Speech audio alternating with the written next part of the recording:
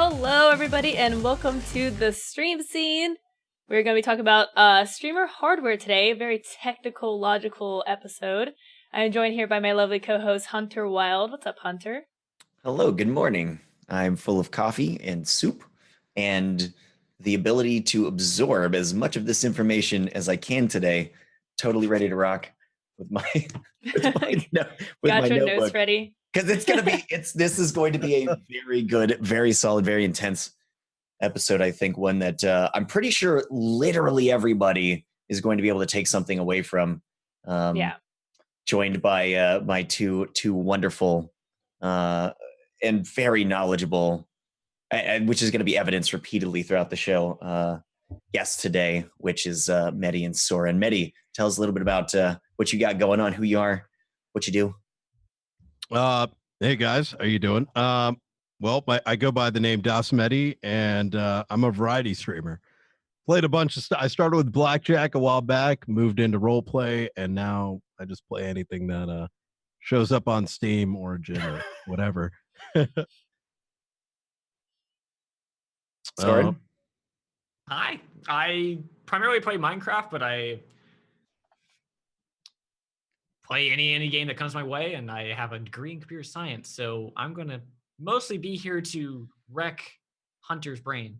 Yeah, there's going to be a lot of melting. That's why I have to have these covered to keep it all inside. Keep it together. Yeah, I feel like for me, hardware is definitely like an area of knowledge that I do not have a lot of familiarity with. So it's going to be a good episode, and hopefully I'll be able to, ask questions and help steer the conversation for people that are as newbie as I am when it comes to this kind of stuff. Which I think is really important, because it's really easy for us to get on the far side of it, because especially for those of us who are more technically minded, like our guests, you just get into the expertise and you're on the far side of that, way beyond what my little T-Rex brain can comprehend. So let's start with the basics. So pretty much the most important thing that any streamer needs is a good PC, whether it's one PC or two PCs. Why don't you guys tell us a little bit about maybe what you find the most important as far as parts of a PC that matter the most for streaming, and maybe talk a little bit about your rig when you started out compared to now. I guess I'll start. Well, my first rig, so when I first started streaming, I pretty much just went to Micro Center and built a fresh one. Micro Center. Yeah, Micro Center. Went over there. I was like a kid at Toys R Us, just grabbing things off the shelves, putting them in the cart, and bringing it up to the register and saying, "Oh, let me remove some items." But once I got home and slapped it all together, I did start with a 2 PC setup. So I did kind of know going into it that I wanted to let the inner nerd out. So I did start with a 2 PC setup, and from there I kind of just started advancing on it over the last 4 years or so. Though one PC was an option at the time. That was a personal preference and choice. Yeah, that's super interesting. Because I feel like what you need for a one PC setup is so different from a two PC setup, right? That's very true. And your problems are very differnt too between the two. They really are. Audio.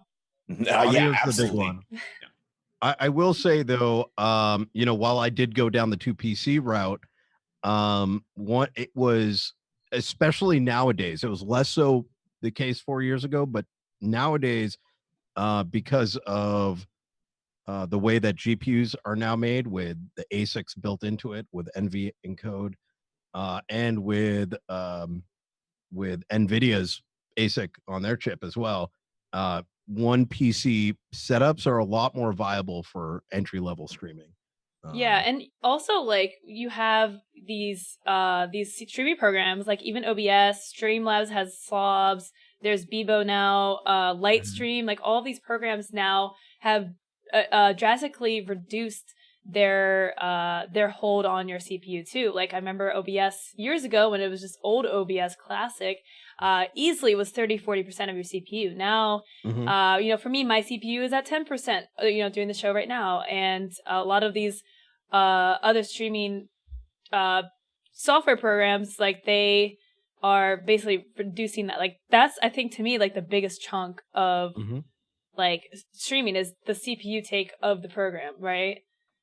So I think that's why that makes a one PC more viable. Because like for me, I went to 2 PC setup because my CPU was maxing out because I couldn't stream and play a game at the same time. And that depends on your encoding type, right? Yeah, a bit. If you do the INVEC, then you're using your GPU instead of your CPU. Right. But the trade-off is that you want more bandwidth then. So you can't achieve the same quality that would do with CPU if you could get those speeds without throttling yourself, because you're putting all of that into, hey, I have more memory, let's just put in more memory. Chunking that over the upload, not the best idea. So I guess another way to say it as well is as great as you can't get the quality with a 2 PC setup, you can really up the quality. So what some people may have noticed is when you do download OBS or whatever, there's a bunch of presets in there. And that's what I think a lot of people end up battling in terms of the quality of the image that is presented to the audience. The settings go by the names fast or very fast, faster, medium, slow, etc. And the idea behind that is the slower you're able to put those settings, the higher the amount of resources you need. So the more power your PC is going to require. But the end result is that you end up with a better image. The reason why they're named that way is, think of it like OBS, namely the encoder X264, the thing that produces the picture.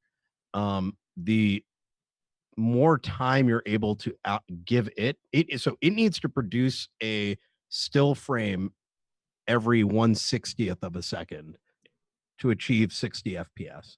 So within that second, it needs to try to reduce that picture that's on your gaming PC or in that gaming app. It needs to process it as quickly as it can. The slower, the more powerful your PC, the more work it can do within that 1/60th of a second. In the case of NVEC or using your GPU or your special, Quick Sync is by Intel, NVENC is by NVIDIA. Those things are designed to do similar to what a normal CPU would do, but they're built special purpose to do these things without taking up the resources of your chip, right?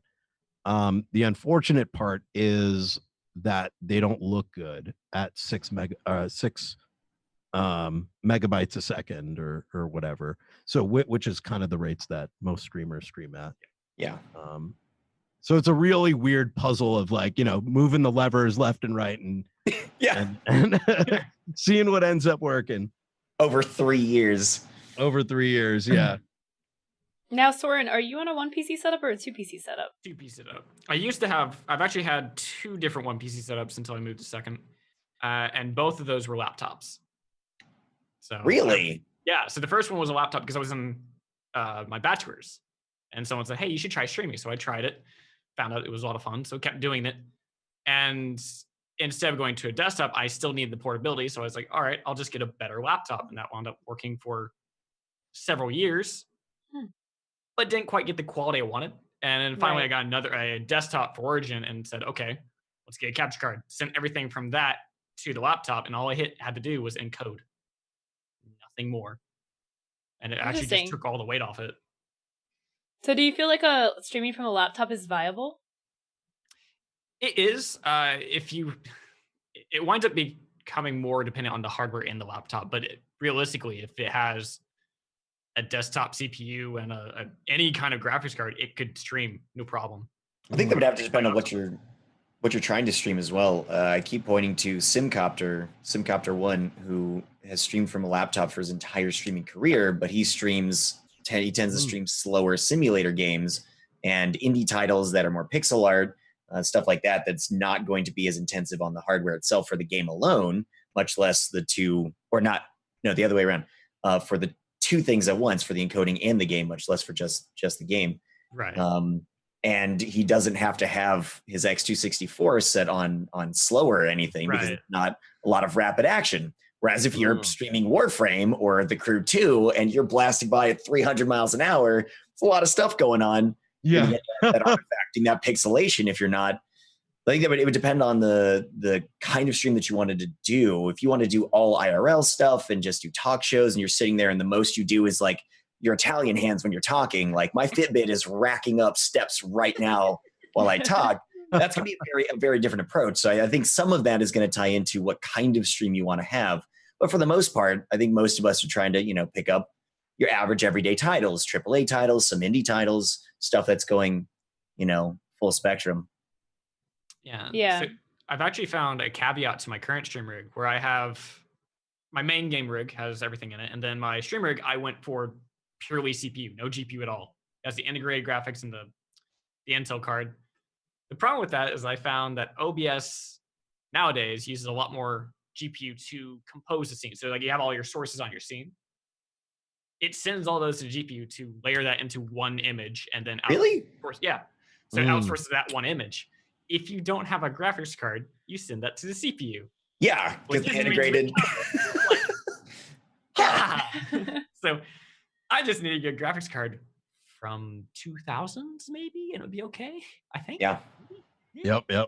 So, it's interesting to have certain things just pop up out of nowhere. Like even if you have the best streaming rig, you may not see something coming up from a mile away and just blindsides you with an update. Interesting. So then what about what about capture cards? Because you have a lot of streamers that stream console games, or like if you have a 2PC setup, most it's a necessity for the 2PC.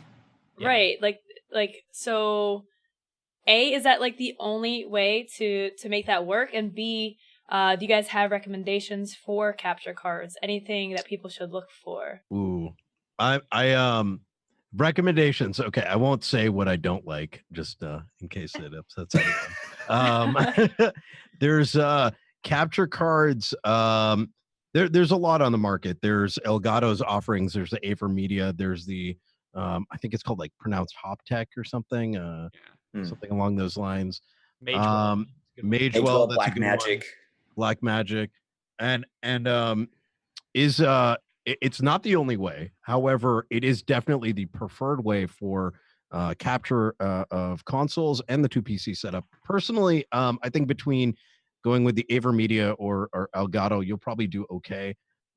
Whether it's an internal card or the USB, kind of depends on your preference. If, for example, you're on the end of the, if you're more of you're not very tech savvy, you haven't built a PC before, probably want to go with the external one. So you just plug it in and it's good to go. If you're a bit more savvy and you don't want any extra dongles kind of hanging out of your PC, internal makes sense. They both do the same job. In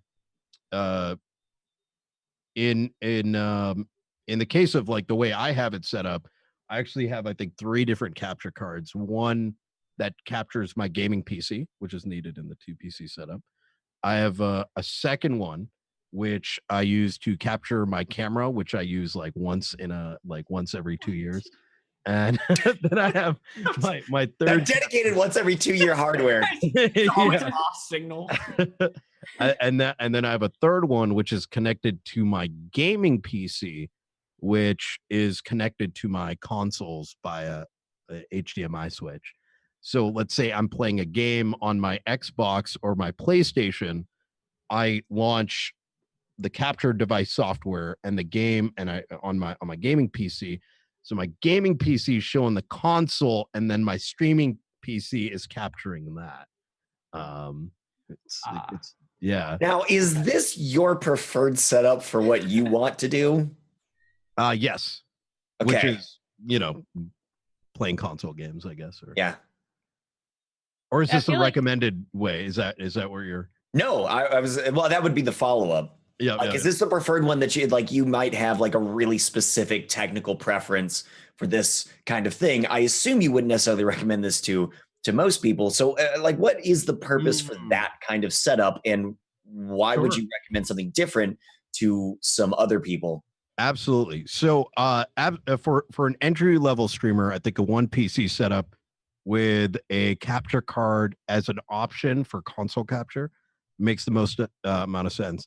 The setup that I have and what I just described is probably someone aiming to hit into a full-time or extreme hobbyist status, I guess. And the reason to go down that route is if you are playing something like variety games or not anything specific that doesn't need a high bit rate, you're going to want that quality in terms of competitiveness and whatever on the Twitch market, I guess. Yeah. That makes a lot of sense. So then you mentioned that capture card is not the only way to do this. I'm interested in this. Yeah, me too. So what are you talking about? There's an option for doing NDI. The caveat with that one is that you cannot do console. There's no way to send the console HDMI out to your NDI unless you get hardware, which at that point you might as well get a capture card. So that's specifically for a 2 PC setup that you're talking about then? No. Is that like that's how that would work? No?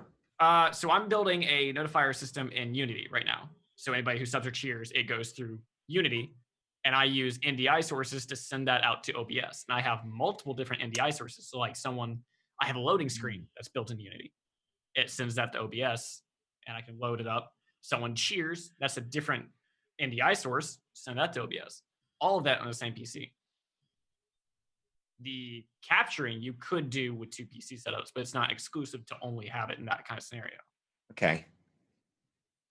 Basically, all you're doing is you take This is an entirely new realm for me. This is right. No, me too. So I'm like, the idea of NDI is that you're capturing some video similar to how you upload from OBS to Twitch.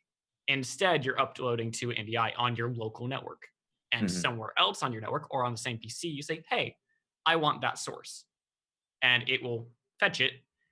I'm not entirely sure what happens if it do it on your own computer. I don't know if it sends it to the network and bounces back, or if it just says, "I'm here." Okay.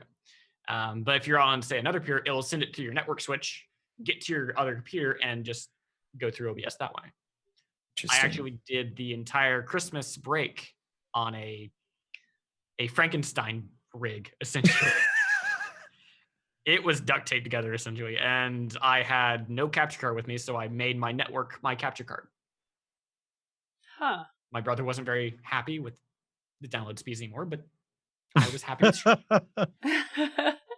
Wait, so what are the advantages of NDI versus capture card? Like, okay, so you mentioned like you can't do console capture. But everyone who has the internet has NDI right now. You could go download the plugin for OBS and have 2 PC setup instantly, and have the gaming OBS rig capture your game source and send that to NDI, which is a lot less CPU time than encoding, and then have your streaming rig take that NDI source and then encode it and send it to Twitch.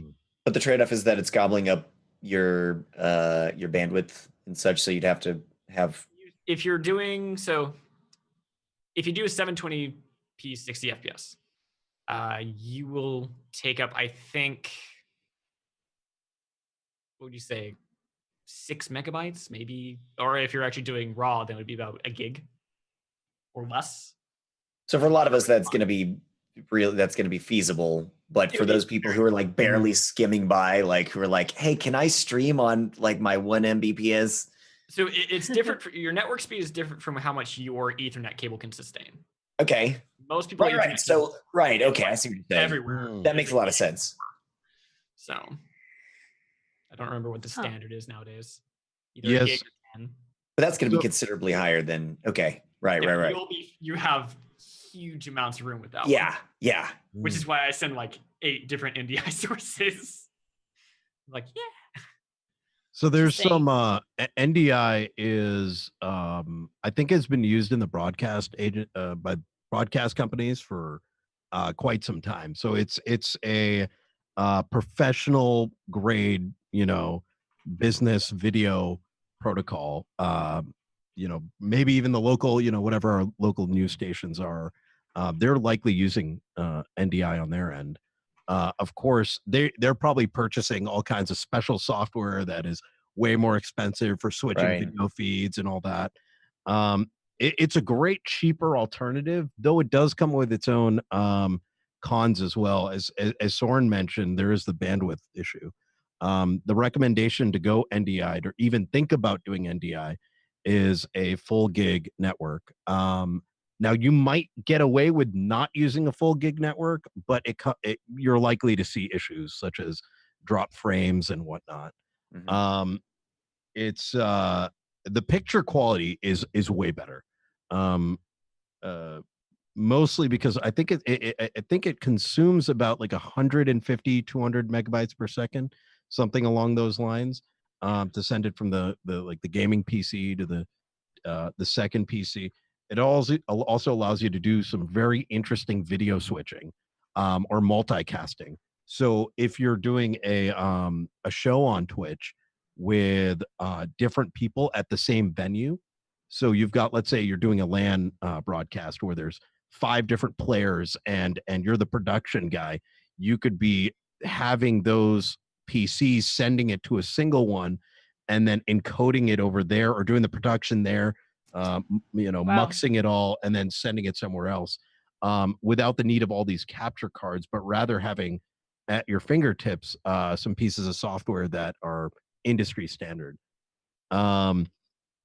There's other issues too. For example, I've been trying to set up an NDI setup for, I think, the past 2.5 weeks with my new rig, and it's just complication after complication, which is unfortunately difficult to debug as a side effect of not knowing where the issue is. I upgraded my entire network to gig, to a gig line, and then I'm running my second PC's got a Threadripper in it.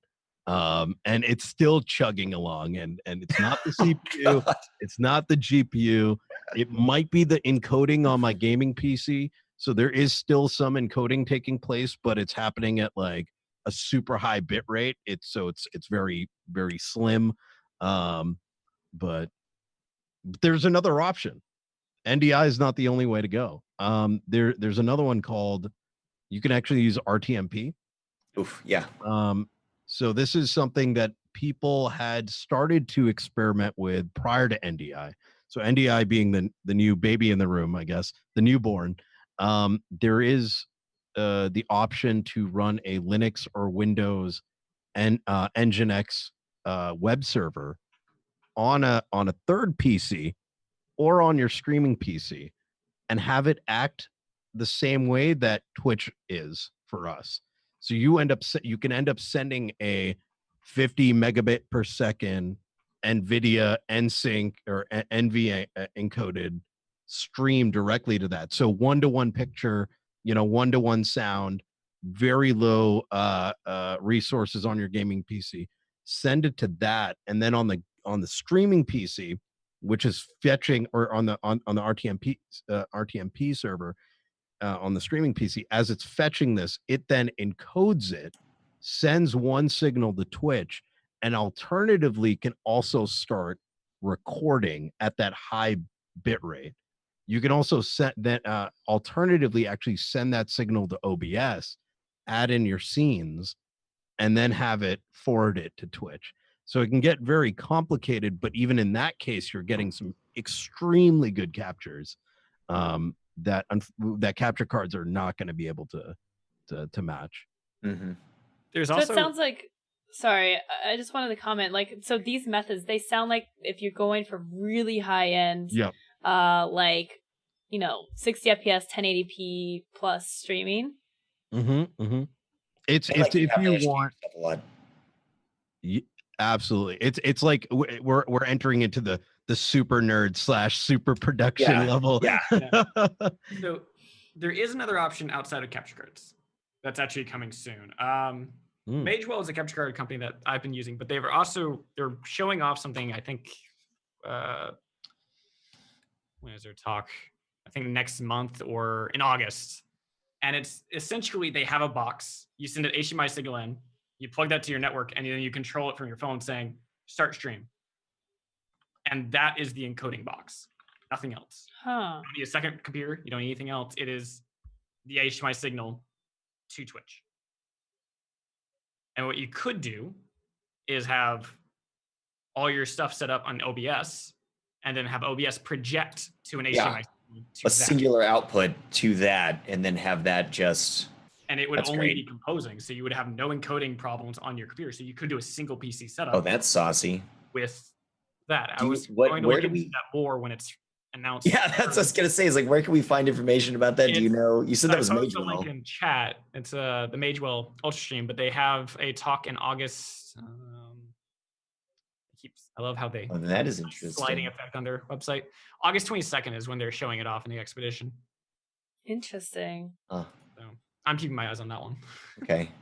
Because that would be the cost-efficient way if it's anything like their other capture cards.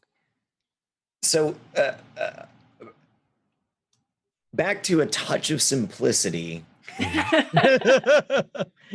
on this subject, I have had 10 or 11 capture cards.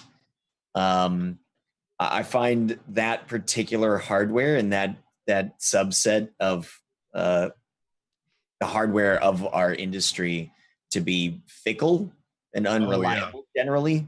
Mm-hmm. And to the point of going with AverMedia or Elgato, those are the ones that most people tend to pick up. And those seem to be the least completely reliable ones, but they're also the most affordable and most readily available. So if you're going through like Amazon and you get a capture card, you can send it back if it's not working. I've had most of my capture cards not work out of the box. I install it, it doesn't function. I spend a couple of days troubleshooting, and then send it back. And I'm now on a Magewell that works incredibly well, but it's more expensive than those others. My first Magewell card was working for about 2 years. Is that it? I took it to Finland, and the second day I was here, it stopped working because the entire flight here was underneath at the bottom of my bag. So I just took it apart, and it looks kind of cool apart. But it's so nice.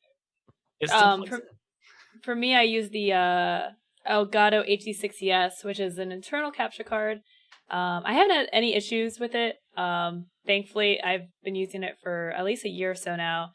And I would say the only issue I ran into was I had to switch the PCI slot because when I reformatted my computer, this did not read my capture card. Yeah. Like, it wasn't there, and just switching the PCI slot works. So, so if you just want to know what other streamers are using, that's what I use. It's internal. Internal to external is not that big of a deal now with USB 3.0 and above, 3.1 and stuff. Like, it used to be like, I remember when I started, I tried an external. When I started with the one PC setup, and I tried an external, and it was USB 2.0, and I had to spend like 2 days trying to figure out how to offset all of my audio stuff. Yeah. And I was like, so sometimes when you're like Googling how to, you're just looking on different forums about how to work an external capture card, you probably see that kind of stuff come up, but it's not as much an issue unless you have like a really outdated PC and you're getting a capture card. If your motherboard is, if it's like 10 years old, you're gonna be dealing with 2.0 only for your inputs. Oh yeah. But otherwise, if you can get internal, definitely go with an internal one. The only thing is you have to have a slot for it on your motherboard, PCIe slot or PCI. Right. Yeah. And so you kind of mentioned something else that I wanted to get into, which is audio, because I hate audio. So there's a couple options for audio. Now we have like plenty of software resources that we've mentioned in the past.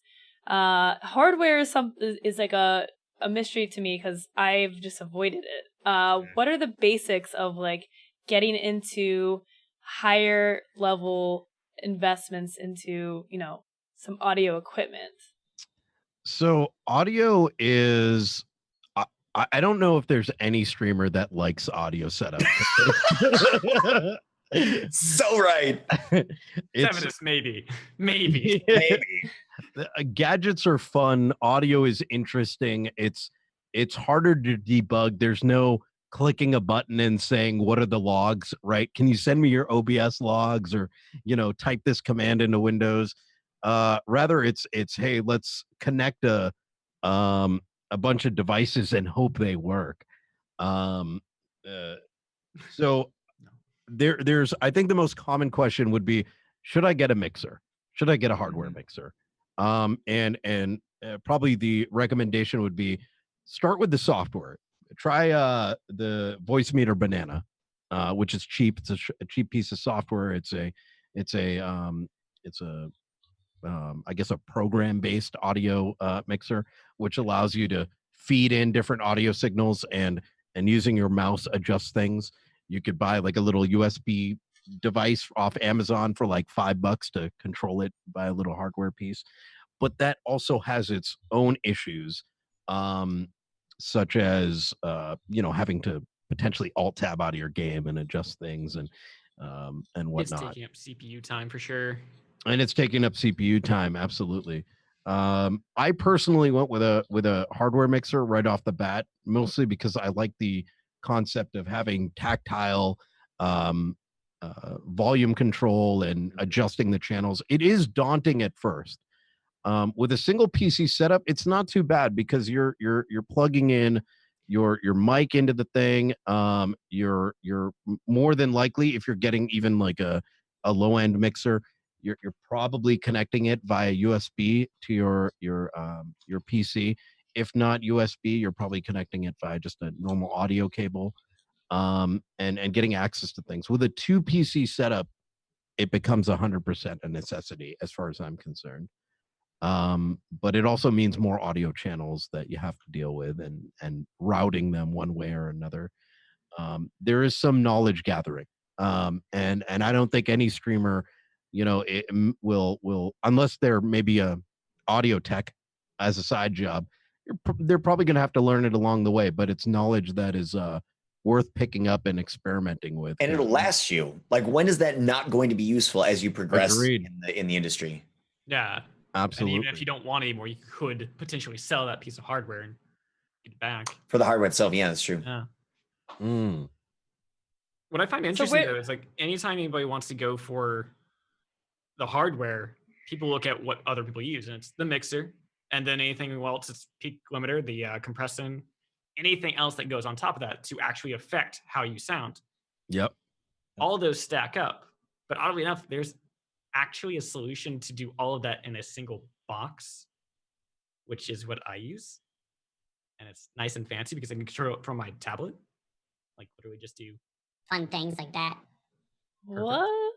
Yeah, it is a single box. It's Behringer's air mixers. You have no physical knobs. You have nothing physical except for wire inputs and a USB output. What is this? What is this sorcery called again? Behringer XR18.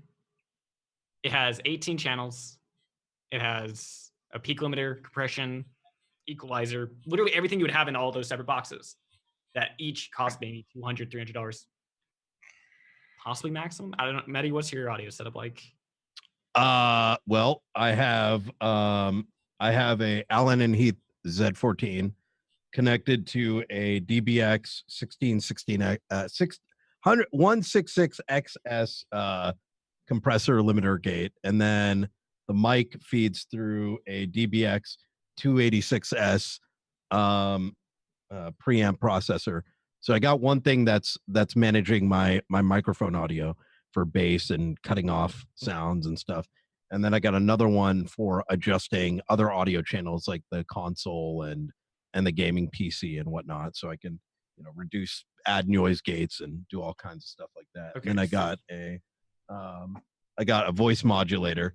I forgot what it's called though. It's so the one that does all. Alone, you have 3 different devices or 2 different devices before you get to your mixer? I have well, the mic goes through the preamp. Okay.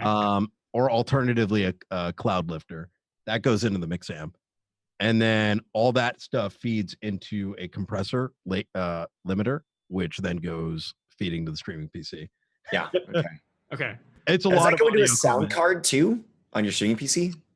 There is a sound card. Yeah, that's the one that is, it's taking it's a sound card, but that is rarely used. It's mostly going over the USB channel. So all of that is built into my mixer. I have a microphone plugged into mixer, plugged into computer. And then audio channels, which is a way of routing audio, essentially, is handling which audio device is getting what sound and sending that to the mixer, and then sending that back to the computer to output to the stream, to say Zoom, Discord, whatever you use, all for probably a half of the cost or more of all those devices put together. Oh yeah, the mixer alone's like $400 or $500. And this mixer is basically the same thing that people would use on stage audiences. Like it's a box that you just put in a rack mount or take onto a stage. You control it through the network. Wow, I'm like, I don't. So interesting to me. It's like I recommend anybody who's actually going to go get a mixer and all this other thing, get the X-Air. How much is it? I can't find the price on the page. So that's the caveat. I think it's about 500 now. Does it use VST? For effects, I assume. Yeah, it's so like so you mentioned network. I know some people use VST plugins. It's something I haven't really I haven't looked into that one too much because it hasn't been too much piquing my interest. I know it has a lot of pre-built-in effects, like different devices that you would be able to plug into, and you could modulate the sound of those. So like I could actually do a peak limiter in the bass, and then also add a peak limiter effect on that too. Now, for clarity, you guys would never recommend this for somebody just starting out and wanting to serve on their budget while just also having effectiveness. The built-in microphone or a microphone that's like $10. Yeah. Yeah. I mean, I had a microphone on my laptop and it sounded like it was in 2018, that seems like that'd be fine. I've seen a lot of people using like just like as a part, like I got a little mic that plugs right into this. And I'm like, how are you getting such good quality? Like when, like years ago when I would see this thing happening, it was horrible. It was like you needed to make these massive upgrades if you wanted to have moderately decent quality. But that does seem a lot more achievable now. Yeah. I mean, I think even if you're just starting out, and you could say just a mic, but I still think that you will need to spend time, creating settings for noise gates and compression as well. I think is very important. But there are free ways to do that. Yeah. Mm-hmm. Right. So for me, I use a Razer Soaryn Pro, and I use completely free audio software for what I do. So I haven't spent money on virtual mixer. Yeah, I use Voice right now. Banana. Really? Yep. Yeah. So and that's all completely free stuff, and we also have I linked the guide from Streamer Square. There's also Reaper is another option. We have a guide on that as well. So if you are just starting out, this is obviously the next level, type of stuff that I don't even use yet. So yeah, definitely utilize your free sources, but you do need to invest at least time into understanding your audio and perfecting it. Just from a raw mic is just never going to sound as good as if you just make a small bit of adjustments to make sure you're not blowing people's ears out when you yell or something. Yeah. Oh yeah. That but never I think happens. We don't know. What are you talking about? We're very calm people. The audio mixer stuff, oh god, it's I don't even know what to call it. This audio stuff is interesting. So with this, the different channels, how do you, what are your different channels? I guess are you controlling Discord versus the game versus your mic, or because that's all software, right? Well, so how do you do that? So in the case, in my particular setup, I have one channel dedicated for the gaming audio or whatever audio is being produced by the gaming PC. I have another channel for any audio that's being produced by the streaming PC, which also serves as where any music is coming from. So for example, if I'm running Spotify or whatever, I'll control that via my Stream Deck, which is connected to the streaming PC. So, starting the song, skipping a track, bring the volume up and down. And then, so it's controlling those master channels. I have one for VR, which, by the way, when VR with audio plus a 2 PC setup, that's a whole nother beast. But I got another one for alerts. I have another one for my microphone, all of which have different bass and compression settings and whatnot. And then there's another set of 2 channels for controlling audio that you guys are hearing, for example, or anyone in game when I'm talking on VoIP, and then another one on Discord. So,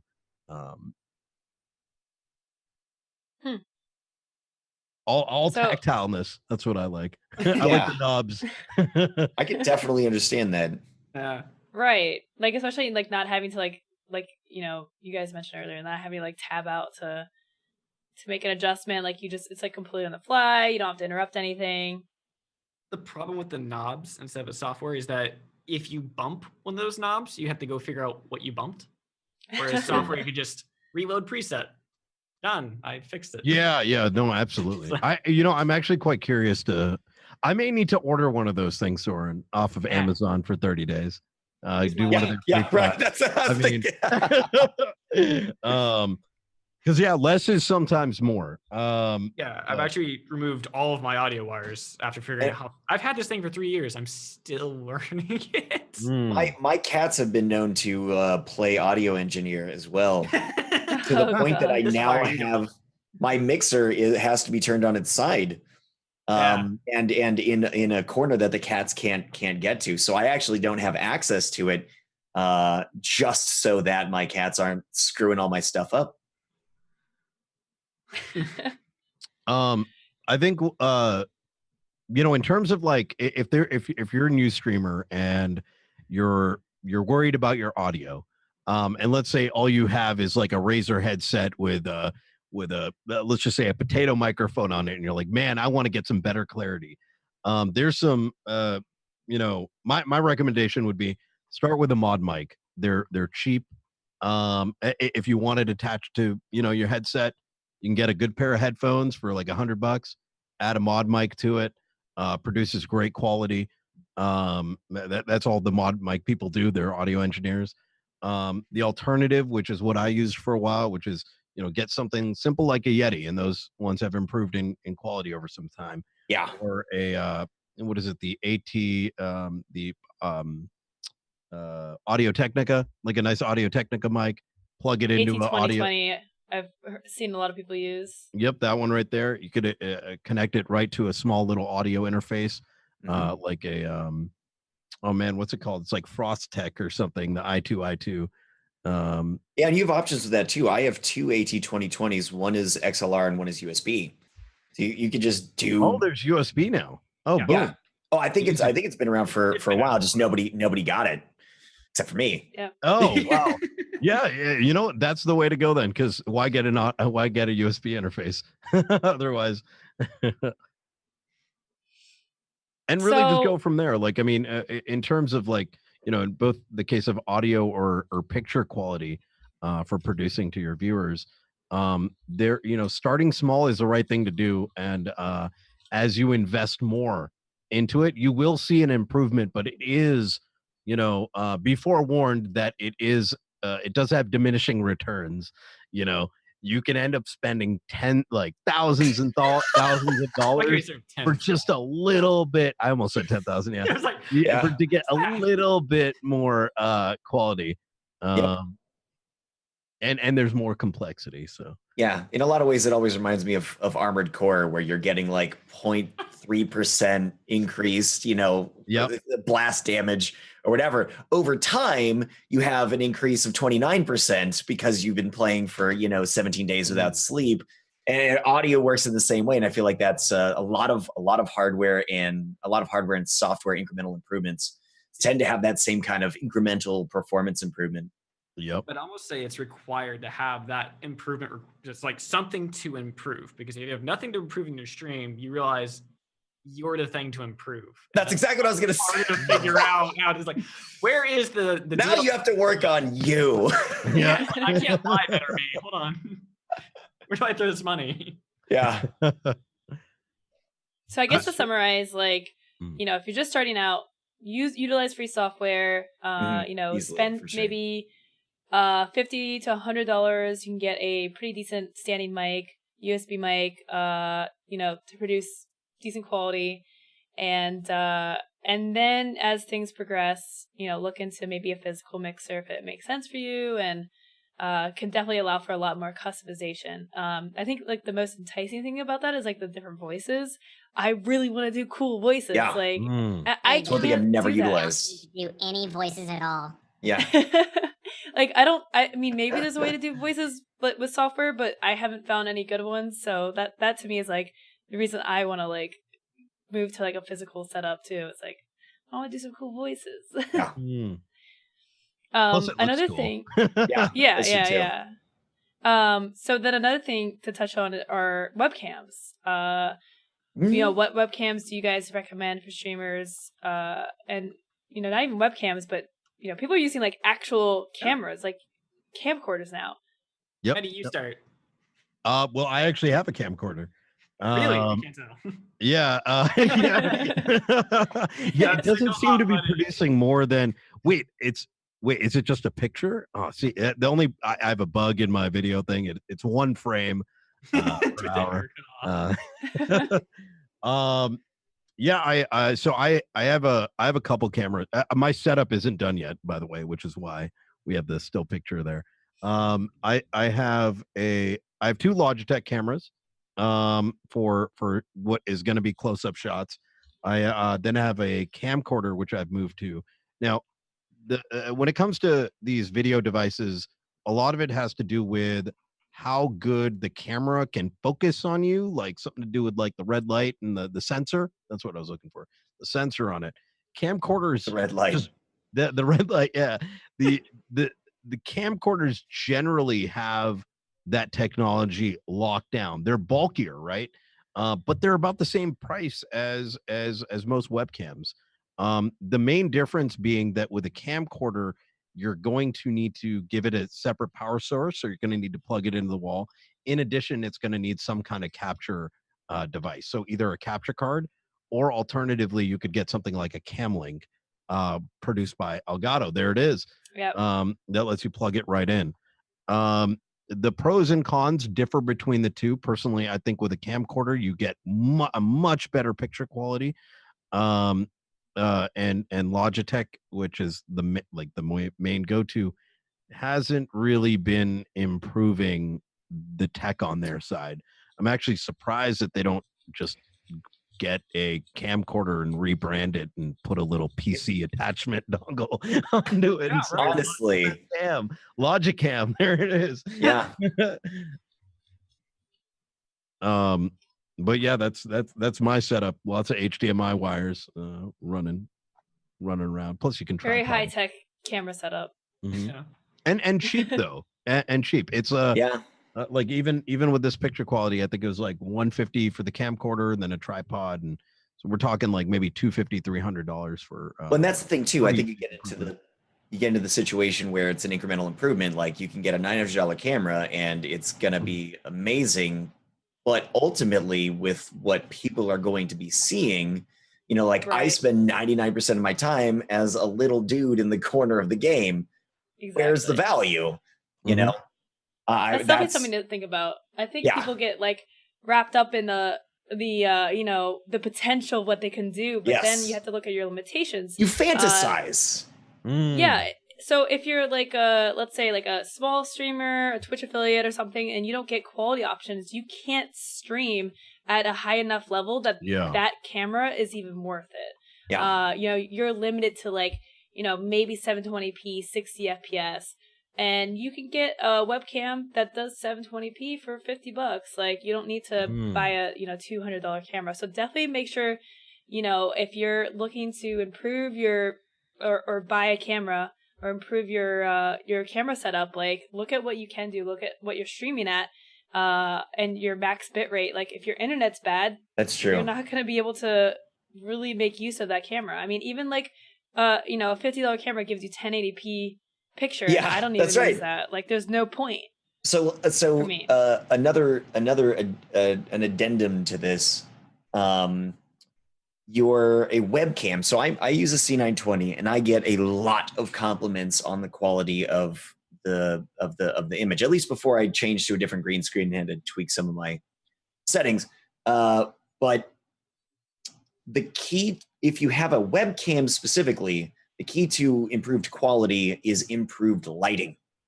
Because of the way that their stuff works. It's mythical magic stuff that happens behind the actual lens. I don't understand how it works. What I do know is that quit laughing at me. I like the word choice. Yeah. Is greater lighting provides a significant improvement in the quality of the image. So I was using 5 lights. This was part of my studio setup as an artist before I started streaming. So I didn't have to buy anything new. That may be somewhat of an imposition for some people, but you don't have to invest a significant amount of money. You can go with sort of stop by Home Depot or something to pick up. So yeah, there are some really easy solutions. What is that? Clamp lights and stuff. Tube. Yeah, that just I have 5 LED tubes and that's it. Does most of the work. You can actually get pretty easily creative with it for not spending a lot of money and really ramp up your lighting quality. Whereas with the camcorder, you can definitely use some really and like mirrorless DSLR cameras and stuff. You can do low light, really beautiful imagery that you cannot achieve with a webcam whatsoever. There are some tricks with the webcam to actually get color correction to make it look like that. You'll emulate it, but you can get really Cool. Lowco, you'd mentioned bit rates. I think that's pretty important thing to mention as well, which is even when it does come to these high-end setups that Soaryn and I were talking about, even as a partner, we are still, that is the biggest knob that we're not able to improve on. We can throw thousands and even tens of thousands of dollars of hardware at the stream, but if you're bit rate capped, you're not going to get the true potential of a 1080p 60 FPS image. In fact, some would argue that right now, I think even though we're capped at 6 megabytes per second, technically you can go over that number, even though it comes with a bunch of disclaimers and whatnot, like variability and stuff, and transcoders turning off for your audience. You really do need something like 10, 12 officially supported to maximize on that investment. For sure. There are I think YouTube Gaming allows for up to 10K, I think, and oh wow. I think, but at the same time, the audience right back. Because of that, the people who want to watch who don't have high network can't watch, even if they transcode it down. They're stuttering. Yeah. To get to, because it's just I have a tiny pipe. You sent an entire water full of an ocean to me. Yay. Yeah. Yeah, no, that's definitely a good point too. Yeah. And that's why I mentioned the quality options. As a viewer, if you're watching a partnered streamer, you will get quality options. You can, if you're buffering a lot at 720p 60 FPS, you can lower it. You can lower the quality of the video, which requires less bitrate on your end. Video and the audio, they both get. Yeah. Yeah. So I mean, at 10K, how many people can watch that? I don't know. I really haven't looked into people streaming at that level. Is it worth upgrading your setup to get there? Probably not for 90% of people. Yeah. I've seen some people mention I'm looking at building a rig that can output 4K, and I'm like, dude, you literally no, it's impossible. You just nobody can. It's gonna be great for what you can see. But you're not your only audience. If you're streaming, you're intending other people to watch it, and that's just not. You can't. Even the platform itself, that's just not permissible. Much less, even if it were, other people aren't going to be able to see that. There is merit to build a rig to do 4K as long as you're not streaming 4K. You can stream 1080p and then record 4K and then upload that later. Yeah, that's cool. That's interesting. If you're planning to do 4K output. Oops. You might even get a knock on the door if you start doing It's like, sir, Yeah, absolutely. Wait, did you intend to do this? Are you sure? I think you could be. And for those who do broadcast, it's worth taking a look at your stats page, because chances are 50% of the audience is watching on mobile, and they're not gonna tell a difference. The images they can't shrink even get so down. 720p. Like, Yeah, exactly. Tiny on the screen. Yeah. I think I have 38% of my viewership generally, 35, 38, 40% watching through the mobile app, which is huge. That's a lot. Yeah, it's Who can't insane. see this all this investment. Yeah. Yeah. Well, on what's interesting, not to divert too much, but it's interesting how the audience has changed quite a bit. Mobile, Yes. now there's so much console viewers, people watching on their Xboxes and whatnot, not even having their chat available to them. Yeah. And it'll be interesting to see how Twitch pivots based on that. Maybe we'll see a 10K in coding option soon. As long as you don't do chat, yeah. Yeah. I don't know. I feel like it's such a tough thing for Twitch to allow. Like maybe, I mean, I maybe to like a small percentage of people, but if they open that up, how many people would stream to 10K if they could, even though it probably wouldn't be benefiting them. Like I feel like it'd be such a load on them, and they can't even provide like basic quality options to their streamers right now. So yeah, that's a fair point. I don't know. Well, it's definitely like the space of like streaming in general is definitely like becoming very competitive in terms of production level, and with that becoming very expensive to get into streaming to a point where people would watch you. Like I feel like that entry level is tougher now, because when you first started, like you'd watch someone, maybe their mic wasn't great, or like the quality wasn't great or something. It's like, okay, well, it's only this person or but I feel that like other base guy. level's so affordable now too. At the same time, because of things like Reaper, Banana, and using like just a lot of stuff.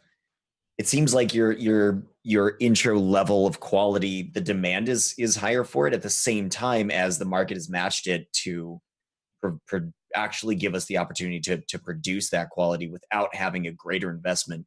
I don't feel like the mandatory investment level has increased since I started 3.5 years ago. Yeah, just like it's definitely gone down.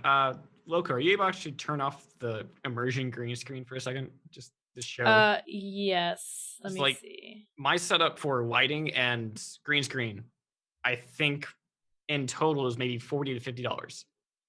And most of that, actually all of it, are the lights.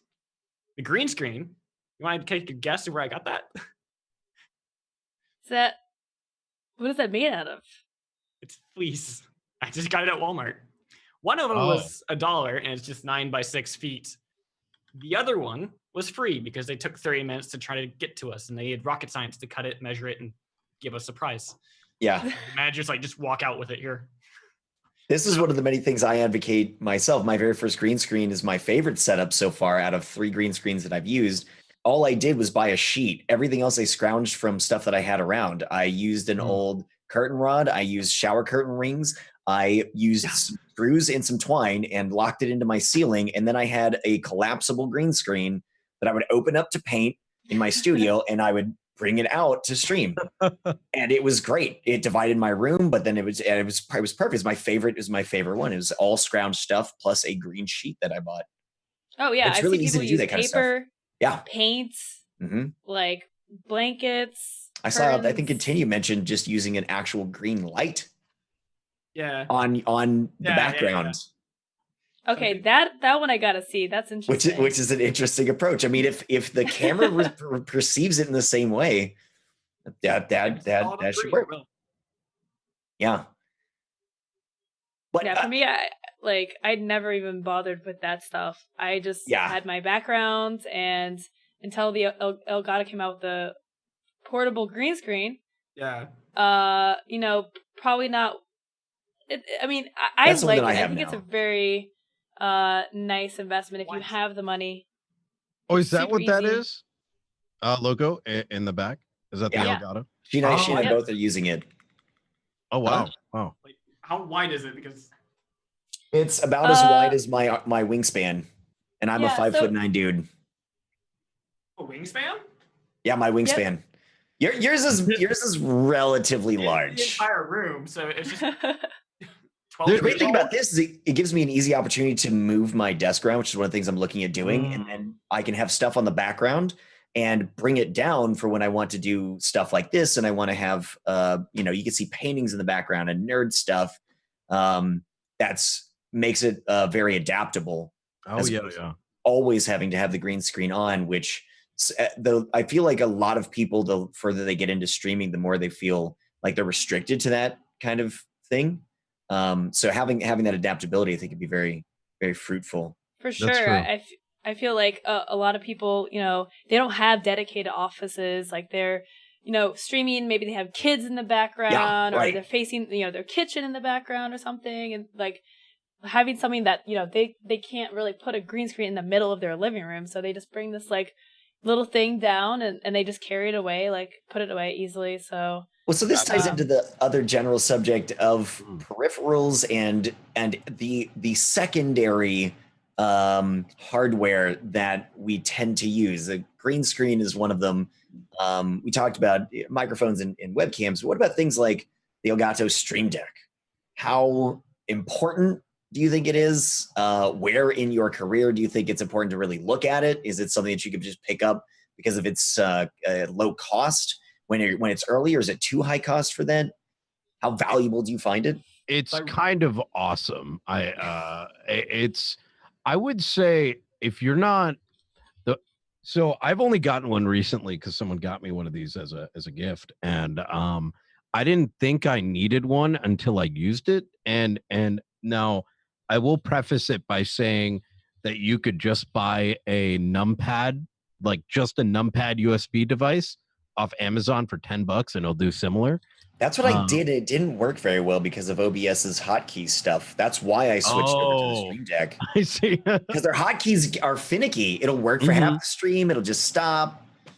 I saw some other people had a similar issue, but I agree with that. Like if it works for you, the $10 solution, totally do that. Absolutely.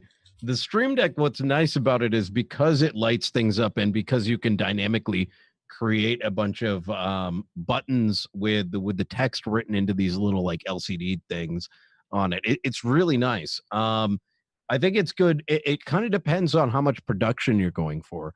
If you're switching scenes often on a one PC setup, it might be a good thing to pick up because you don't want OBS popping up left and right. Or tabbing out of your game if you got to be full screen and then it locks into black and whatever. Absolutely. It's true. Though there's one thing that I hope Logitech does, Elgato does, or Corsair, whoever you want to, now that they're owned by them.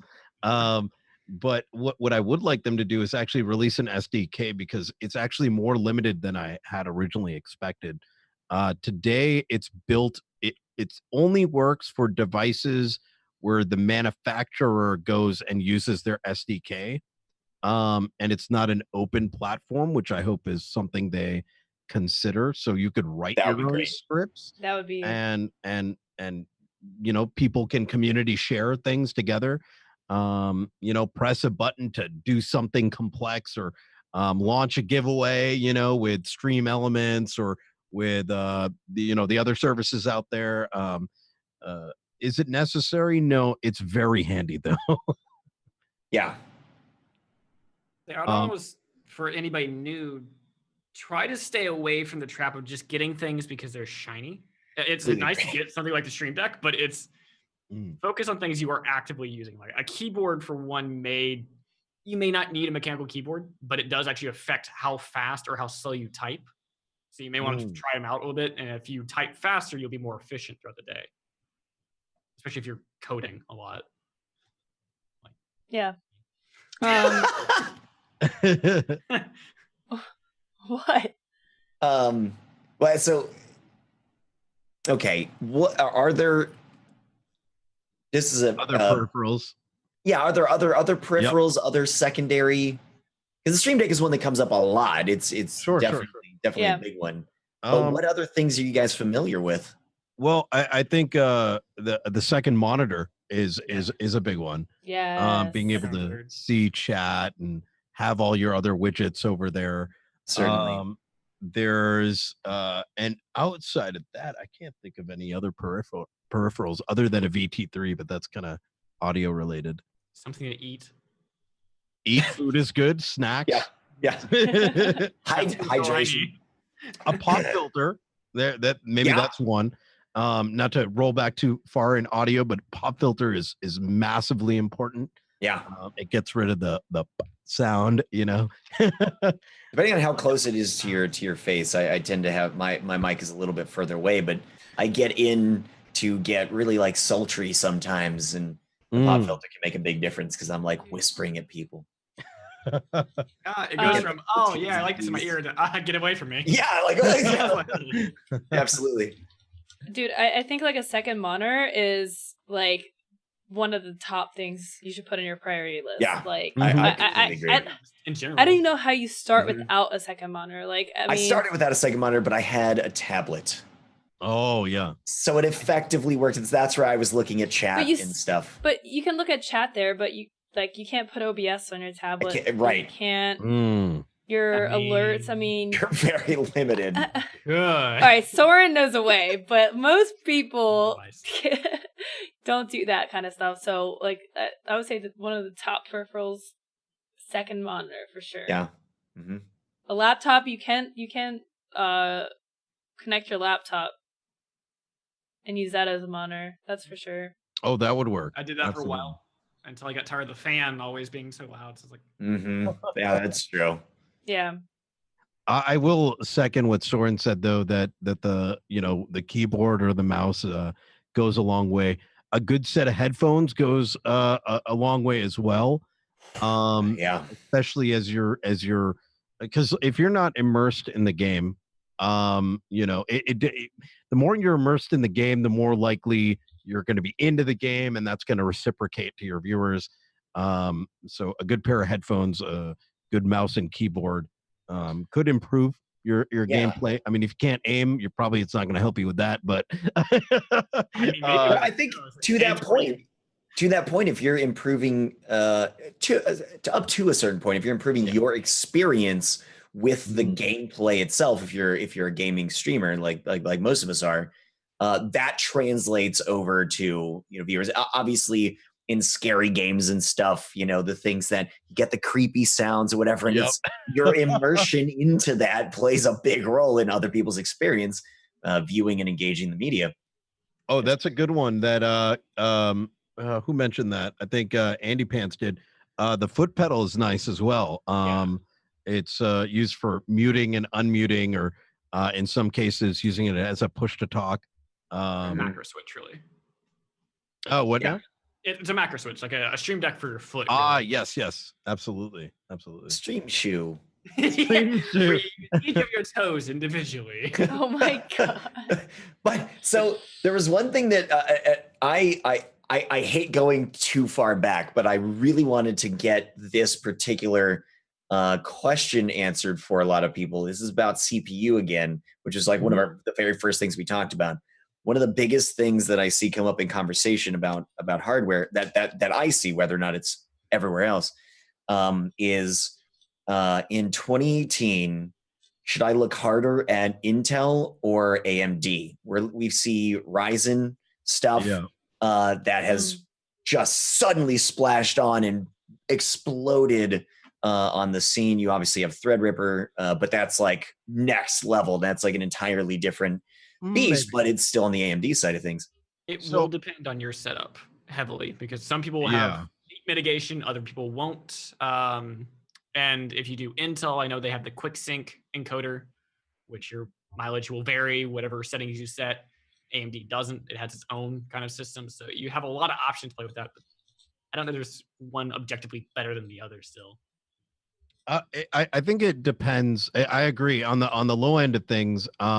I don't have any experience on the low end of AMD. I don't know how their quick sync is, if it's any good for a single.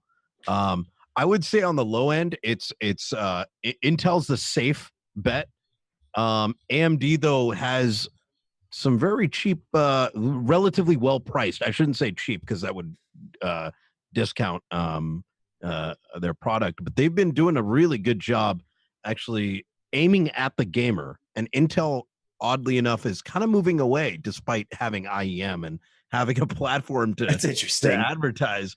As you get higher up that spectrum, I think it's a 1800X, which is their 8-core, if I'm not mistaken, which is a great single PC chip. If I hope I got that number right, but the 1800X with 8 cores is able to, on a single PC setup, if you don't want all the external stuff, will be able to allow you to play the game while having plenty of extra cores to actually allow you to process on the chip itself.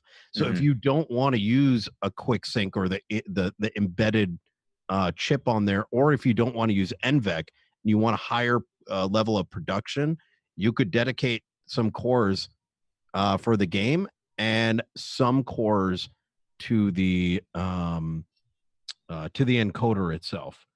Now, as you get further up the chain, and now you're talking about the Threadripper, like the 1950X and that one. So I was looking at that recently. I ended up with the TR, with the Threadripper. The 1950Xs, they have more cores than the Intel's offerings. They're slightly cheaper, so you can get a Threadripper for $750. The two Intel offerings above that are about $1,000, and then it jumps up to about $1,800. They have less. The Intels have less cores, but are able to have a higher base clock. And then it gets into a weirdness of, X280, X264 can only. Wow, there's a lot of acronyms. Can only numbers, letters, throw them in there. I thought you were speaking a different language. Speaking in tongues. Latin, I think. Yeah, there's only so many threads you can use, but to get the higher encoder, you need more clock, more clock speed. And do you want to overclock? Do you not want to? It can get it gets, the question gets very muffled as you get higher to that high end. Caveat for the one PC setup is you can dedicate cores to encoding, and some things you can do for gaming. There are some games that are locked down to not understanding how to do that. So they will take up the same core that the encoding's working on. And sometimes you'll get it right, even with those kind of programs. Other times, like, well, everyone's working on that one. I'll go to it too. So Assassin's Creed is a good example. Yeah, it actually spreads its workload across all of the cores, no matter what. And it will take up your encoding, but it does it so it can actually play the game much more smoothly, not so you can stream it more smoothly. Okay, so I don't know what you guys talked about, but anyways. Yes. Yes. You guys just had your own little conversation. I was just reading chat. It's like, okay. Anyways, so we are going to get into a Q&A here, guys. So if you guys have any questions, we have a couple that we're going to get through. So if guys, anything you guys want to ask related to what we talked about today, definitely feel free to throw it in chat. Take this opportunity to get direct answers to your questions from people who actually know, not WebMD of chat. For hardware, people who actually know their stuff. Do not miss the opportunity. For sure. Our first question comes from Chef. Chef Hazmat asks, what are some cheap pieces of hardware that are must-have for beginner streamers? Good microphone. I think you get a super cheap microphone and a super cheap webcam. The C920 goes on sale all the freaking time. It's the one that I still use. $50. I have 4 of them, I think 3 or 4 of them, just sitting around in case one busts. It's just swap it in. I see one goes on sale, I buy another one. Super cheap. If you're wanting to do new tech, or if you're doing a streamer, really, I would say dip your toe into it before getting a camera. Sure, easily. That's the point you'll determine, is this something for me? You don't need a camera to prove that, because people are going to come and look at you regardless if you have that camera up or not. They're not coming to see a person in the tiny left corner of the screen yelling at the screen, asking, why do I have musk over and over? So There's what ASMR ear things, the ear devices. Those are those are binaural microphones. Yeah, I would say like, you can get a cheap decent mic for $50. Like the Blue Snowball, I would say it's like the cheapest decent quality mic. The Yeti is like $100-ish, and then a camera $50. And even then, to our earlier point, if you have headphones that have a plug-in microphone or whatever, it could be made to be decent enough. If you want to test things out, if you're like actually brand freaking new, thinking about just sampling the waters, that might do the trick. For sure. I mean, I was reviewing someone's stream on the Stream Doctor the other week, and their mic sounded really good, like really high quality. I was like, what mic are you using? They're like, my headset mic. And I'm like, what? Yeah. I was like, that was a headset mic? That's what I'm saying. I'm continuously surprised by this. I was like, I've never heard a headset mic sound that good. I was blown away by it. Animal Instincts wants to know about voice compressors. And this actually ties into our next question from Continue, who asks, I have issues with compression and keep my voice levels at a good level. I have a mixer, but I don't understand mids or anything of that nature. I guess my question is how to find a good balance. So, compressor recommendations and tips for utilizing that hardware. This is something I want to know as well. So hardware is still the XR18, but how to use it? Yes. So highs, mids, and lows are the highs. Think of it like you've got your bass, right? You've got the general sounds you're hearing, and then you hear like the stuff in the background. That's not exactly how it is, but maybe it's a way to picture it. Starts the conceptualization. Yeah, the conceptualization. Those are what those three things are. Generally speaking, especially when you're starting, I would definitely recommend reading up on what those things are, experimenting with it, like Soaryn mentioned, but leaving them at their base values is perfectly fine. Unless you're trying to affect your voice or whatever, like you want to sound really deep or something, you know, you can probably or really high, or really low, or really low. The noise gates and the compressors, those are oftentimes a separate device unless you get an all-in-one solution. There's none in why you would want to get it. I think it really depends on how dynamic your voice is and how dynamic your microphone is. The range at which sounds your mic is picking up and the ranges you use when on stream. So if you like whispering and then shouting, that's what Continue does. That's what she does. Yeah, and then in that case, the compressor will allow that voice sample to remain in a certain spectrum, so that it doesn't blow out the ears of your viewers when they up you to 100% volume because you might be whispering, and then all of a sudden you scream and it just rips their ears out. It doesn't go from 2 to 11 in an instant. It'll help keep it within that smaller range that you want to be output to people's ear holes. Exactly. And especially if you do use hardware and you're not using software, the noise gates will allow you to remove some of the audio buzz that can be produced due to the nature of audio gear tending to pick up not being properly grounded in magical physics. Oh. Could get noise gates for that, just the isolators, and they're maybe like $5, and that would handle most of that before having to do software. Well, even isolators and grounders may not remove it all as you're adding more devices, and depending on how close your gear is to your PC, those noises will be introduced into the audio.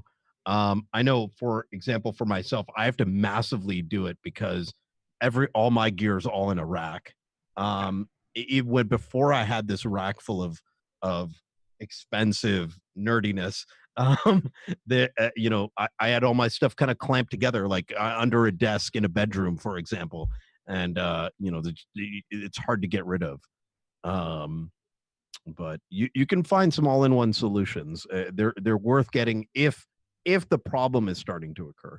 Yeah, the DBX 286 is really good if we're talking about game audio, and then the DBX 166XS is, or sorry, 286S is great if it's a microphone issue, and the DBX 166XS is really good for if you have a lot of channels mixing in stuff. So with a hardware compressor, what kinds of things are you adjusting? Do you adjust like the attack and release and like that kind of stuff, or is that just virtual? A little bit. So it kind of depends. Sometimes I'll use it as a cheap audio. I can't tell what that says. I have everything. It does very similar. I use a little of all of them. Some of it isn't attached because I'm actually waiting for my electrician to arrive on Thursday to install. Oh, that's right. Amp, outlet, because I have enough audio gear plugged into a single thing along with the streaming PC that I need clean power through a UPS. Oh, peripheral. Get a UPS. Get a UPS. If you don't get a UPS, you will. And if you invest money into your gaming PC, even if you're not a streamer, that's exactly what I was going to say. It will save your hardware, and you might not even realize that your hardware is busted, because it'll still work, but it won't work like it used to. Anyone who lives in who has their power going out occasionally, or it might even go out at night when you might not notice it. What tends to happen is power goes out, you get it comes back up. It doesn't come up back up very slowly. It just zaps. It can destroy your hardware. It can destroy your how big of a UPS? Oh, it's huge. It's a 3U one. UPS. Oh, did I say UPS? UPC. UPC. No, it's UPS. I'm just saying it is UPS. Company. Oh, the company. No. It's uninterrupted power supply. Yeah, that's it. Right there.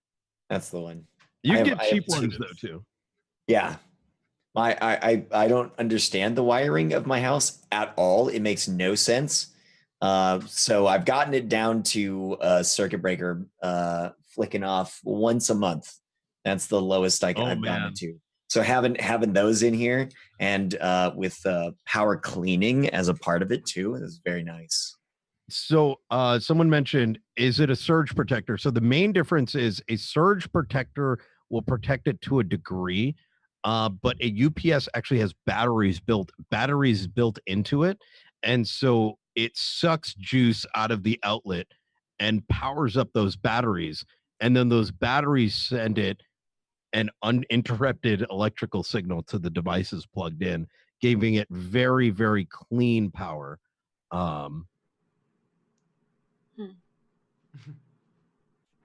What were we talking about? I think we sidestepped. UPS is getting the. But before there was audio. Compressor. Audio dials. Compressor stuff. I don't know where you went, Mehdi. I know. Because he was like, "Oh, peripheral introducing noise." Yeah. Mehdi. I'm a squirrel. What can I say? That was good. That was really valuable because I didn't even think about that. Yeah, I think that's totally worthwhile. And like you pointed out, that's something that even if you're not a streamer is very valuable. For me, this happens in the middle of my stream, and I have it set up such that my PCs stay on, my lights stay on, and my audio hardware stays on, but my monitors and some other stuff shuts off. So as soon as it happens, I just get up. The stream's still on. Obviously, my router and network stuff is connected to it, so my stream stays on, even though I just lost all power. I get up, flick the switch, come back, good to go. Mm-hmm. It's very, very, very, very, very valuable for that. Because the one thing you really don't want to do, in addition to losing your hardware, you obviously don't want that either, but is to lose your momentum for the day. Maybe you're having a great stream. Maybe somebody just rated you for a boatload of viewers, and you're like, "Hey, welcome on in." Oh, my power just went out, and everybody leaves.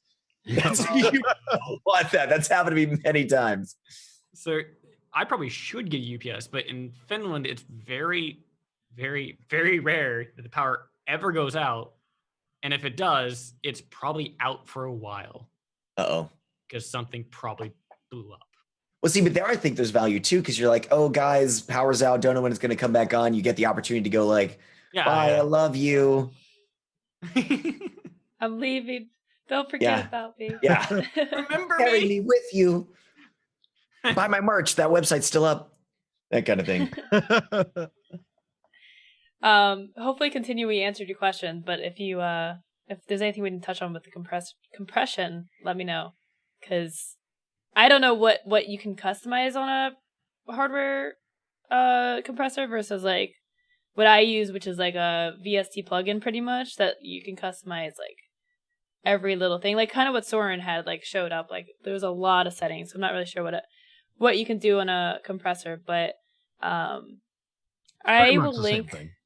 Okay, so I will link this guide. It's a guide for like a software compression tool, but we basically defined and explained a lot of the terms like attack release, knee size ratio, that kind of stuff, which I didn't know about, and then this person wrote this awesome guide, and it really does help explain these basic terms. So I'll definitely link that in chat for you guys if you continue and anyone else that's like lost on how to do compression like I was.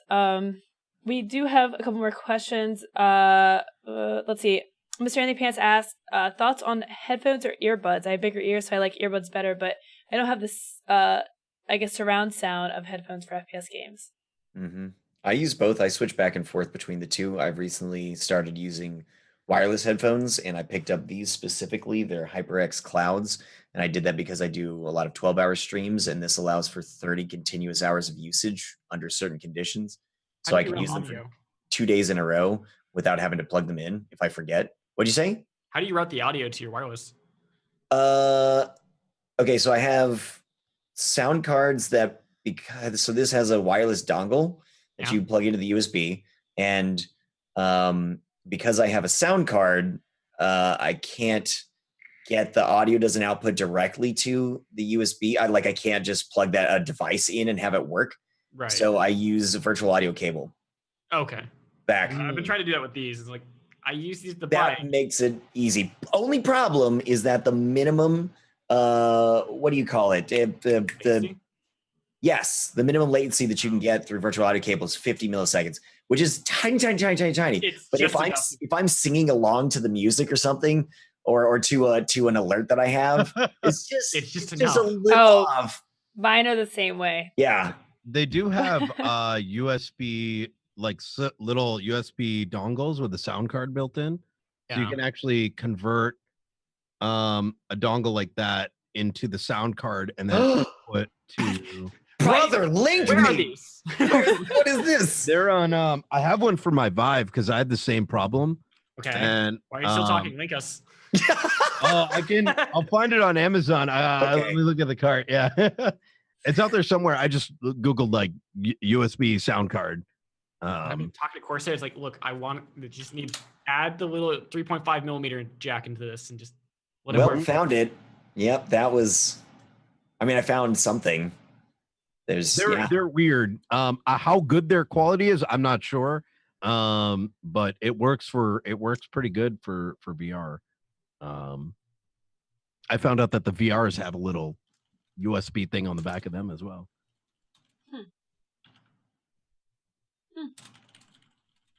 But yeah, I mean that whatever you're using for your sound, like that's not gonna affect the stream, right? So like whatever's comfortable for you, like what you can wear for a long time, like, and like, do you feel like having earbuds is taking you out of the immersion a little bit? Like, I mean, that's just totally up for your own preference. If you're playing FPS games, then maybe having headphones is better. I would almost weigh comfort more than the sound, just because I stream 8 hours a day, and exactly. I take the headphones off, depending on how I was wearing them. Yeah, my ears are either in pain or like, you did great, thank you, and just walk away. Go on. It depends if you're playing competitive games or not as well. Sure. Headphones headphone audio can go into a whole different topic in and of itself. I mean, there's a website called I think it's like audiofiles.com, which has tons of great reviews on headphones. And the big thing to look at is if you're doing competitive games like Counter-Strike, maybe Overwatch, you're going to want a headset with a big sound stage, as they call it.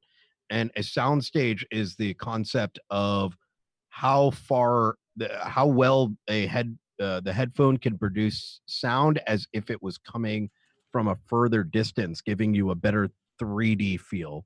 And it's normally the open ear headphones that can produce that, whereas the closed ear headphones, it sounds like the sounds are being produced closer to your ears.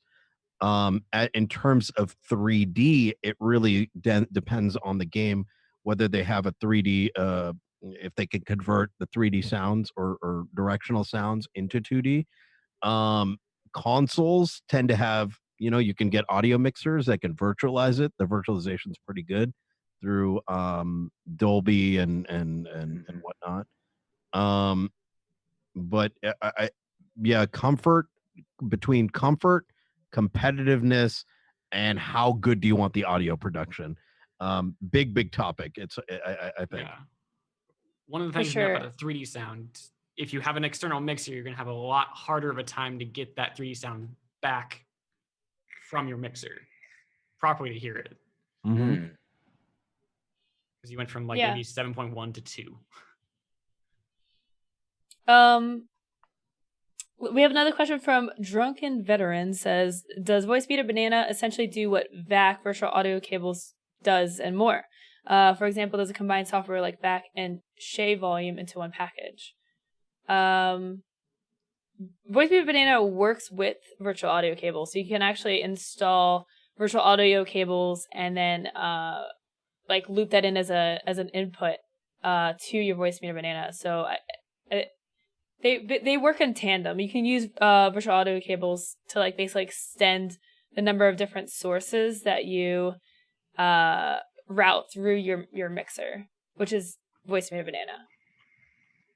So Voicemeeter Banana mixes that, and your virtual audio cables are just in different sources, basically.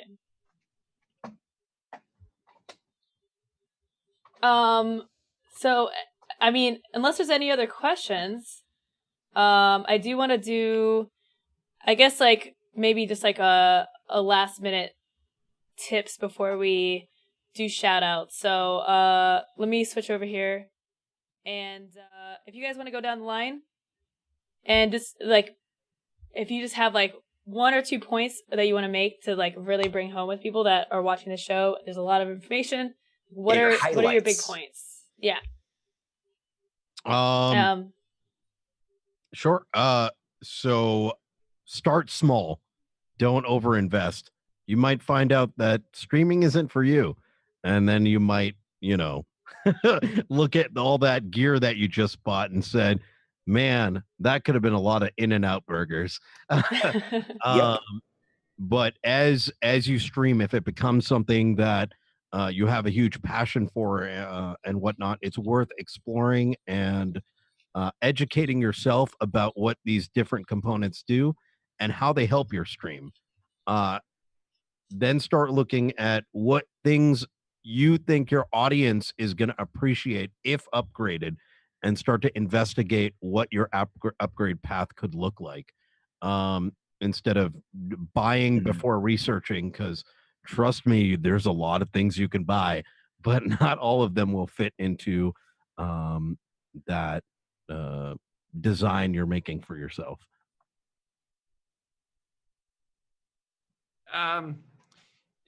Anything that you are going to get, make sure it's not for a single purpose. Like the webcams we talked about, you can get a webcam, you get a camera that's a higher end, but that's going to be basically your face, maybe on a stream. Keyboard, probably used for everything you do on a computer. 2 monitors will help you outside of streaming. Anything you don't get that you think is possibly hurting your stream, so maybe not the best mic, turn that into something that relates to your stream. Like I had probably demons being sown from a mic anytime my CPU maxed out. It would actually audibly be heard. So we made it actually something funny in the stream. We didn't make it, oh no, sorry about the sound. Just we made it as if something was coming out of the deep. Who knows? So just make that funny and then make your improvements stand that last for more. I think mine is probably augmenting or maybe just straight copy pasta of what these other class acts are actually saying. I think you can. A lot of things might not be affordable for very good reason. Even if you can actually put the money into it, it's not the best idea to do that a lot of times. Instead, jerry-rigging something can be a very good solution where, like I was talking about with my green screen situation, Soaryn with his green screen and lighting situation, you can take surprisingly affordable approaches to a lot of these things. And sometimes you can get significantly lower level hardware and get a roughly, in terms of perception on the audience's side, a roughly equivalent output effectively, which is very valuable to keep in mind. Don't always look for the click and now I have it solution. Sometimes that's great, but sometimes that can be very detrimental because you aren't educating yourself on it, which means that if something happens, you can't troubleshoot. Education is a big one, and you're likely to spend significantly more money. I would say my advice is, like, you don't have to be an expert in all of this stuff to put together a decent setup. I mean, look at me. I did it, guys. We're here. I did it.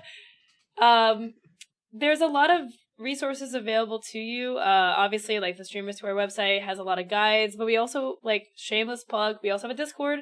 If you guys need help, if you guys, there's a lot of experts that have helped me with my audio. I have had years of just all of the audio issues you could possibly imagine.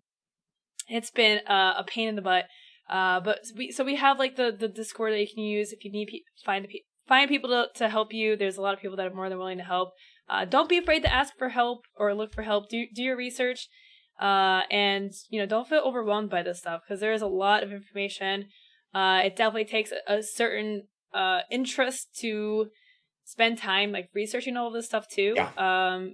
Like my mods helped me pick out parts to build my PC, and I've had people help me with my audio. So just don't be afraid to ask for help.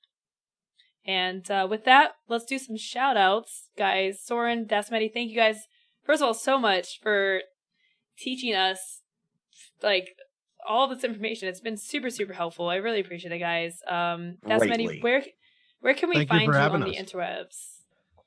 Well, you can find me at twitch.tv/dasMEHDI, or twitter.com/dasMEHDI. Or you could find me probably at a bar in Boston. Is that where you are right now with the 2 frames? I thought we're not supposed to talk about that on stream. I'm sorry. You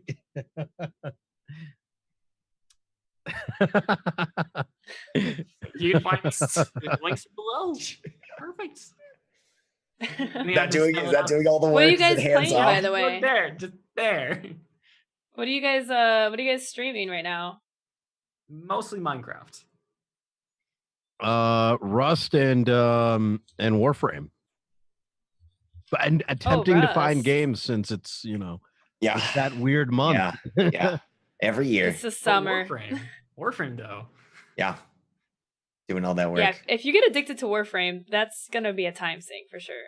Yep. Oh god. It's a lot of fun. See, I'm already addicted to Rust, and now there's Warframe, no sleep. It's a good problem to have. It is. Yeah. It is. Hunter, what about you? I stream a variety of games. I share sometimes interesting anecdotes and wisdom and knowledge. Sometimes poop and fart jokes. It's a full spectrum. I've got a diverse history, degree in philosophy. Was a painter and artist for several years. Graduated bottom quarter of my high school class. That was also pretty cool. And now I stream video games on the internet like a boss. You can find me on twitch.tv/TheHunterWild or on Twitter @TheHunterWild TV. See, no salsa this time to distract my brain. I put last time I got so distracted during the shout out time, I put salsa in front of me and I just ran down it was ridiculous. I'm playing Warframe nonstop right now though, but I'm really excited for Octopath Traveler coming up on Friday. Oh, yeah. I'm doing a launch event for that. Another launch event, 12 hours back to back to back. Pretty excited. What about you, Lowco? I'm Lowco. You can find me on twitch.tv/Lowco, 6 days a week, 6 hours a day. I'm actually going to be going to Gardening Con this weekend, so if any of you guys are going to Gardening Con and you see me, definitely make sure to say hi. I'd love to meet you guys and chat with you guys. So streaming wise, what am I playing? I don't know. I played some Warframe, PUBG. What have I been playing? House Flipper. I've been playing a lot of House Flipper lately. Oh, that game is so much fun. It is. Yeah. It is addicting and calming at the same time. It's awesome. I also run Streamer Square, so if you guys enjoy this content, definitely make sure to check out the web.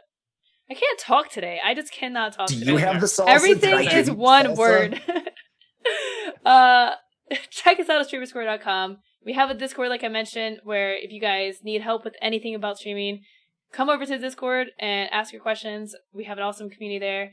And follow us on Twitter, twitter.com/streamersquare. You know, if you guys like what we're doing here, it definitely helps to spread the word, let streamers know they're struggling with something. Like, this is what we do here, so it's good to have you guys. So thank you guys so much for being here. Really appreciate it, guys. We'll be back next Monday for the stream scene. I'll be here tomorrow at 4 p.m. for the Stream Doctor, where you guys can submit your own channel, and I will actually open it and go through it and give you advice. I'll watch your VODs and everything. Tailored advice to your actual stream. Yeah, so super helpful stuff. That's tomorrow at 4 p.m. So we'll see you guys soon. Thank you guys so much for being here. Can we do it? Where is it? I don't know. It's hard to like. Hunter, You're left. stretch your arms out. left. Why are your arms so short? Yeah. I'm trying. Daddy, I'm assuming. I'm there somewhere. Okay. Bye, guys. We're going to try to figure this out.